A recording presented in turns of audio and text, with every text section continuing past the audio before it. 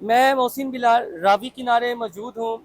आप social media पर, main stream media पर देख रहे हैं जी कि लाहौर डूब गया। आज मैं आपको हकीकत बताता हूँ। इस वक्त जो है ये 1,51,000 से जायद क्यूसी का रेला गुजर है। तो मेरे साथ सिविल डिफेंस के पुराने गोताखोर अल्लाह दिता मौजूद हैं, इनसे हकीकत जानते हैं। ये बताएं कि पहले कभी इस तरह रावी बिखरा है?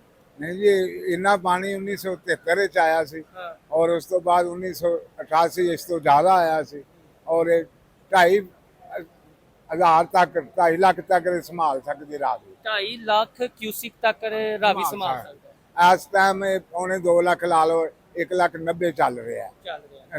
ज़्यादा पानी हो 2.5 तो फिर छदरे हो काला कतई रोड और अपना की वो पिंड का नाम है राणा टाउन हाजीकोट इथों बन तोड़ना ਤੇ पैंदा ਚਾਚਾ ਜੀ ਸਾਡੇ ਪਿੱਛੇ ਤੇ ਆ ਗਿਆ ਰਾਣਾ ਟਾਊਨ ਸ਼ਦਰਾ, ਅੱਗੇ ਆ ਗਿਆ ਬੱਤੀ ਚੌਕ ਫਿਰ ਦਾਤਾ ਸਾਹਿਬ। नहीं बाबा जी पहुंचना ਤੇ ਜਿਹੜੇ ਮਜ਼ਾਕ ਇਹ ਸਲਾਬ ਜਿਹੜੇ ਬਣਾਉਂਦੇ ਨੇ। लाहौरे पानी मैनू भी टेलीफोन आए ने अच्छा। कि लाहौरे पानी बढ़ गया, मैं क्या नहीं हाँ। अजे कहते छदरे पानी बढ़ गया, मैं क्या नहीं।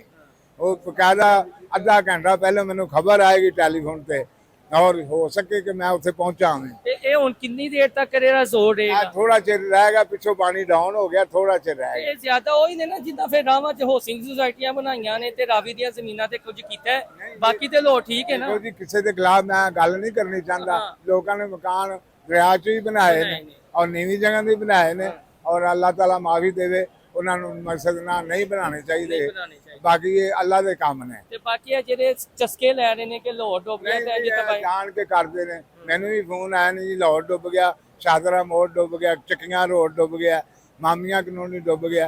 नहीं, अजे कुछ भी नहीं। कोई डाउन हो जाएगा पानी। ਇਹ ਪਾਣੀ ਅੱਛੀ ਖਬਰ ਹੈ ਵੇ, ਚੰਗੀ ਖਬਰ ਹੈ ਕਿ ਡਾਊਨ ਹੋ ਜਾਏਗਾ। ਇਹ ਜਿੱਥੇ ਮੈਂ ਖਲੋਤਾ ਹੋਇਆ ਨਾ ਉਹ ਤੁਸੀਂ ਪਿੱਛੇ ਤਕਰੀਬਨ 40 ਤੋਂ 50 ਫੁੱਟ ਦਾ ਫਾਸਲਾ, ਕੱਲ ਕੈਮਰੇ ਉੱਥੇ ਸਨ, ਰੈਸਕਿਊ ਦੇ ਸਿਵਲ ਡਿਫੈਂਸ ਦੇ ਕੈਂਪ ਉੱਥੇ ਸਨ ਤੇ ਹੁਣ ਜਿਹੜਾ ਤਾਜ਼ਾ ਰੇਲਾ ਗੁਜ਼ਰ ਰਿਹਾ ਇਹ ਇੱਥੇ ਆ ਗਏ ਨੇ ਤੇ ਹੁਣ ਥੋੜਾ ਕੁ ਦੂਰ ਹੋ ਗਏ ਆ। ਰਿਐਲਿਟੀ ਹੈ ਵੇ, ਲਿਹਾਜ਼ਾ ਇਹ ਫੇਕ ਨਿਊਜ਼ ਵੱਲ ਧਿਆਨ ਨਾ ਦਿਓ, ਬਸ ਅੱਲਾਹ ਕੋਲ ਦੁਆ ਮੰਗੋ ਤੇ ਇੰਤਜ਼ਾਮੀਆ ਜਿਹੜਾ ਅਲਰਟ ਜਾਰੀ ਕਰਦੀ ਹੈ ਜਾਂ ਜਿਹੜੀ ਹਦਾਇਤ ਜਾਰੀ ਕਰਦੀ ਹੈ ਸਿਰਫ ਉਹਦੇ ਤੇ ਅਮਲ ਦਰਾਮਦ ਕਰੋ। Thank you.